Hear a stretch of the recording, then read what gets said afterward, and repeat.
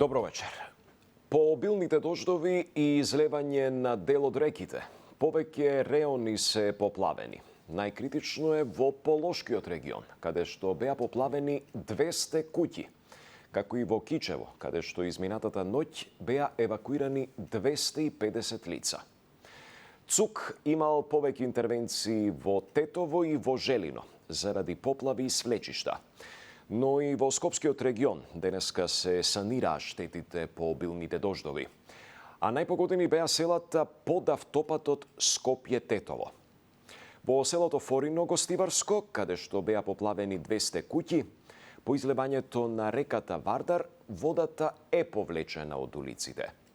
Брнежите денеска престанаа и во Кичево е намалено и нивото на водостоите, а нормализирана е и состојбата во градската болница.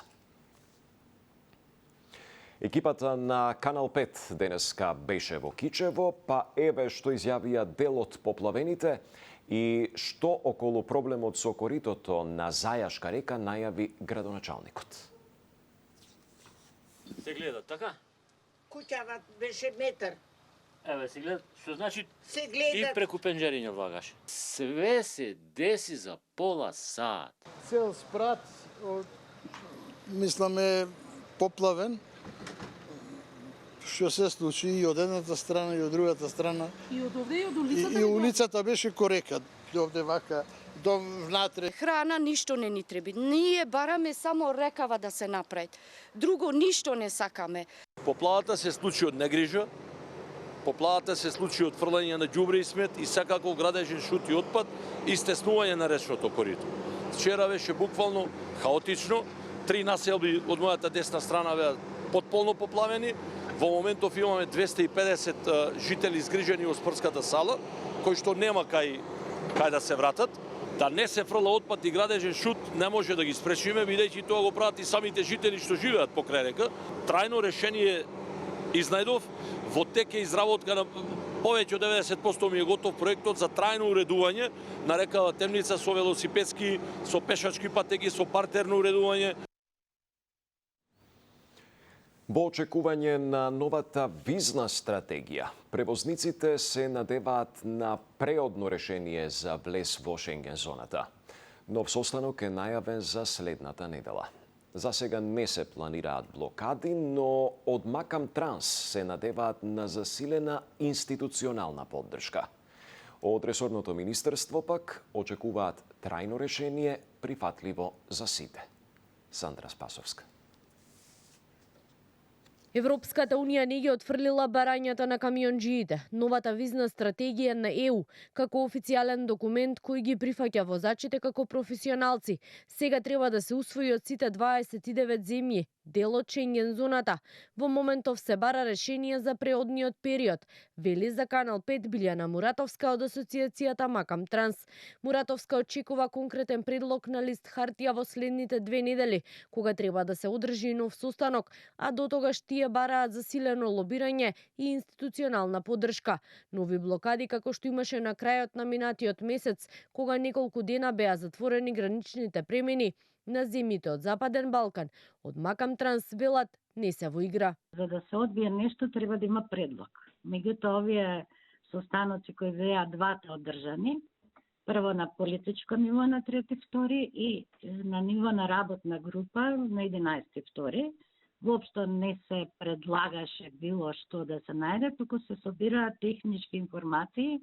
И јас не гледам зошто би се правеле во моментов блокади, кога веќе имаме активност во однос на преговарање.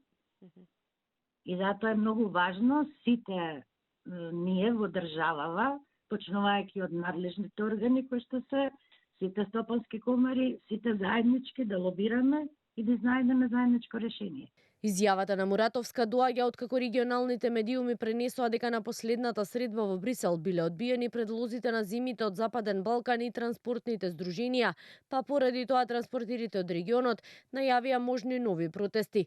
А по информациите за можни нови блокади се огласи и од Македонското министерство за транспорт, од каде велат дека се работи на трајно решение и дека ресорните министерства се во постојана комуникација со Европската комисија.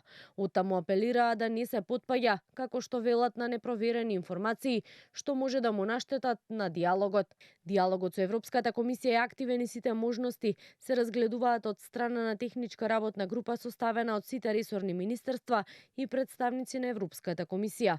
Во следниот период, разговорите продолжуваат со засилена динамика, со цел наоѓање трајно решение кое е прифатливо за сите страни, велат од Министерството за транспорт. Дека преговорите се во тек и се бара решение потврди и од Европската комисија. When it comes to the next steps, as I said, we have already engaged in this technical meeting, and it will continue. Another meeting is planned for now for the week of the 23rd of February. Во дополнетата визна стратегија на Европската Унија, како што велат од Макам Транс, за прв пат се признава дека професионалниот возач е лице кое врши дејност и треба да се третира соодветно, односно да има можност за подолг престој од 90 во 180 дена, исто како екипажите во другите видови транспорт, нешто што Асоциацијата на превозници го бараше веќе подолг временски период. По протестите пред Собранието и Комората, утре ССМ ќе блокира владата. Синдикатот не отстапува од барањето за покачување на минималната плата на 600 евра, како и зголемување за 6.000 денари на сите останати плати. Од Стопанската комора смета дека низ диалог треба да се дојде до решение за платите. Само 17% од оно што го создаваат како капитал на работодавачите се слева во платите на работниците, или како пример 24.000 денари 379 изнесува минималната плата месечно за еден работник, а 290.000 денари е продуктивноста која му ја ствара работникот на работодавачот. Сметаме дека после утрешната блокада ќе наидеме на разбирање од страна и на газдите и на работодавачите, затоа што видоа дека и покрај сите закани и покрај сите притисоци не се откажуваме и нема да се откажеме се дека не ја зголемат минималната плата и не ги зголемат останатите плати. Се гледаме во 11 часот утре пред влада. Ние сега наместо да седнеме со институциите да преговараме, седиме на улица. Јас не велам дека се работите во Македонија мед и млеко течат. Ги знам сите проблеми и сите пропусти кои што постојат и така натаму. Меѓутоа, секој пат и во искуството му е покажало дека само разговорот се решение за проблемите.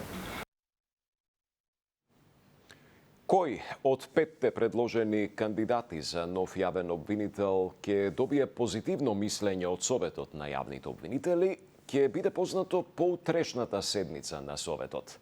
Според познавачите, клучно е пред се за државен обвинител да се избере личност со голем интегритет. Михајло Видимлиски.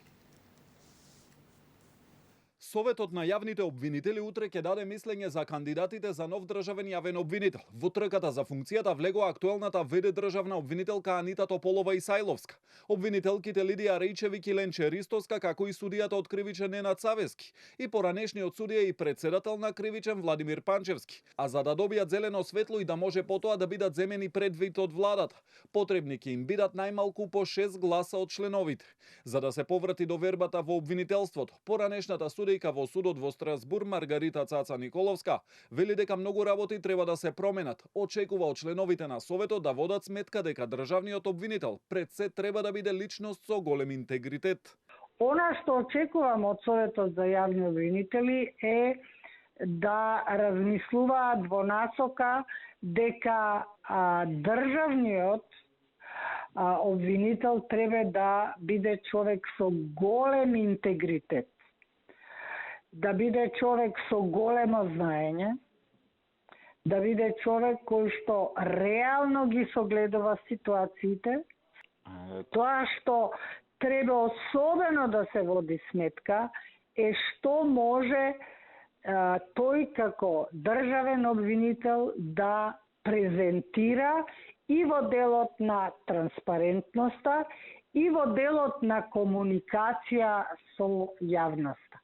Потоа постапката продолжува со тоа што владата до собранието ќе предложи само еден кандидат од тие што ќе добијат позитивно мислење од Советот. Постапката за избор на наследник на Љупчо Коцевски се одвива по актуелниот закон, иако новиот закон за јавно обвинителство кој е дел од реформската агенда веќе е доставен до собранието. Една од клучните измени е поголема транспарентност во постапката за избор на јавен обвинител. Па наместо како сега, предвидено е кандидатите да доставуваат програма за работа, која јавно ќе ја презентираат пред членовите на Советот, кој пак ќе биде задолжен да ја сподели со јавност. За сега нема информација кога измените на законот ќе се најдат на дневен ред пред пратениците. Тоа беше се. Пријатна вечер.